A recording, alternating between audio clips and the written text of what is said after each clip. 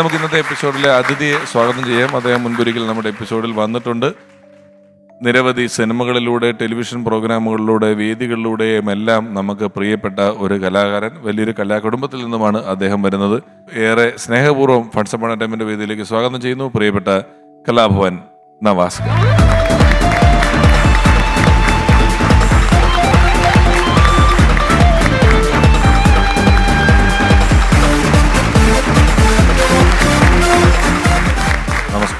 നമസ്കാരം. വീണ്ടും വന്നിരിക്കുകയാണ് നവാസ്ക. Thank you very much. ഞാൻ പിഷു പറഞ്ഞ കാര്യങ്ങൾ ഇങ്ങനെ ശ്രദ്ധിക്കുകയായിരുന്നു. സമാധാനം, സന്തോഷം, അതിനൊക്കെ വേണ്ടിയിട്ട് അല്ലേ, ഒരു വലിയ ഭാഗ്യമാണ് നമ്മളെ സംബന്ധിച്ച്. വെച്ചാല് നമ്മളെപ്പോലുള്ള ആളുകൾക്ക് ഇങ്ങനെ പ്രൊഫഷൻ തിരഞ്ഞെടുക്കാനും ഇതിലേക്ക് വരാനുള്ള താല്പര്യവും ആ ആഗ്രഹത്തിന്റെ പുറത്ത് ഇന്ന് ഈ വേദിയിൽ ഇങ്ങനെ നിൽക്കാൻ പറ്റുക എന്നുള്ളത് വലിയൊരു അനുഗ്രഹമാണ്. അപ്പോൾ നമ്മളിലൂടെ ആരെങ്കിലുമൊക്കെ വല്ലപ്പോഴും ഏതെങ്കിലുമൊക്കെ സമയങ്ങളിൽ പ്രായഭേദമെന്നേ ആരിലൊക്കെ ചിരിക്കാനോ സന്തോഷിക്കാനോ കഴിഞ്ഞെങ്കിൽ അത് തന്നെയാണ് നമുക്കുള്ള ഏറ്റവും വലിയ പുണ്യം, വലിയ ഭാഗ്യമാണത്. ആദ്യമായിട്ട് ജോയിൻ ചെയ്യുന്ന ട്രൂപ്പ് കലാഭവനാണോ അതോ അതിനു മുമ്പ് വേറെ പ്രൊഫഷണൽ ട്രൂപ്പായിട്ട് കലാഭവനാണ്. ഈ കലാജീവിതത്തിലേക്ക് വരാനുള്ള തുടക്കം എങ്ങനെയായിരുന്നു? അതൊരു വലിയ തുടക്കമാണ്. ഞാൻ എൻ്റെ ഉമ്മയുടെ വീട് എറണാകുളത്ത് നോർത്തിലാണ്. അപ്പൊ ഈ കലാഭവന്റെ വഴി ഇങ്ങനെ പോകുമ്പോൾ നമ്മൾ എപ്പോഴും ചിന്തിക്കും എപ്പോഴേലൊക്കെ ഇവിടെ കയറാൻ പറ്റുമോ, ആഗ്രഹമാണ്. സ്കൂളിലും കോളേജിലും പഠിക്കുന്ന സമയത്ത് ഈ പരിപാടി അല്ല, അതൊക്കെ അപ്പോഴൊക്കെ പാട്ടിനോടാണ് താല്പര്യം ഉണ്ടായിരുന്നത്. ഓണത്തിന്റെ ഒരു സമയത്ത് തലേ ദിവസം ഉമ്മയുടെ വീടിന്റെ അടുത്തുള്ള ഒരു ഗ്രൗണ്ടിൽ ഞാൻ ഒരു വൺമാൻ ഷോ ചെയ്തു.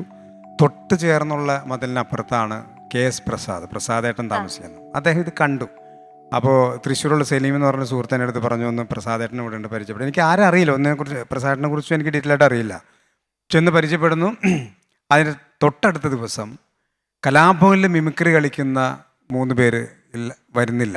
അവർ വേറെന്തോ ഷോ കിട്ടിയപ്പോൾ പോയി. അങ്ങനെ വന്ന് എന്നെ കോണ്ടാക്ട് ചെയ്യാണ്. എൻ്റെ ഫസ്റ്റ് ഷോ ഞാൻ ഒറ്റയ്ക്ക് ചെയ്യുന്ന പ്രോഗ്രാമാണ് കലാഭവനിൽ. സാധാരണ കലാഭവനിൽ വരുമ്പോഴത്തേക്കും ഇന്റർവ്യൂസും അങ്ങനെ ഉണ്ടാവുന്ന. അല്ല, അതിനുള്ള സമയമില്ല, സമയം കിട്ടില്ല. അത് മാത്രമല്ല, ഒരാൾ കണ്ടിട്ടുണ്ട്, അത് ജഡ്ജ് ചെയ്ത് കഴിഞ്ഞു.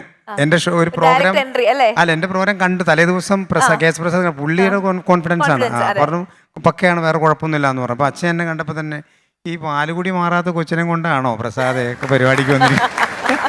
അങ്ങനെ അന്ന് ഒരു 20 വയസ്സ് ഒക്കെ. പക്ഷെ എന്നെ കണ്ടു കഴിഞ്ഞാൽ വല്ലാത്തൊരവസ്ഥയാണ്, ദുരന്തമാണ്, പറഞ്ഞാൽ വിശ്വസിക്കില്ല. കാരണം പൂച്ചയ്ക്ക് ദേഷ്യം വന്നപ്പോഴുള്ള മുടിയും വല്ലാത്തൊരു രൂപത്തിലാണ്. പക്ഷേ ദൈവം താഴെ വന്നിറങ്ങി അനുഗ്രഹിക്കുക. നമ്മുടെ ഒരു ടേണിംഗ് പോയിന്റ്, ചില വഴികൾ എന്ന് പറയല്ലേ, അന്നത്തെ ഷോ അതുപോലെ എനിക്ക് തൃപ്തി തന്നിട്ടുള്ള വേദി വേറെ ഉണ്ടാവണമെന്ന് അറിയാൻ പറ്റില്ല.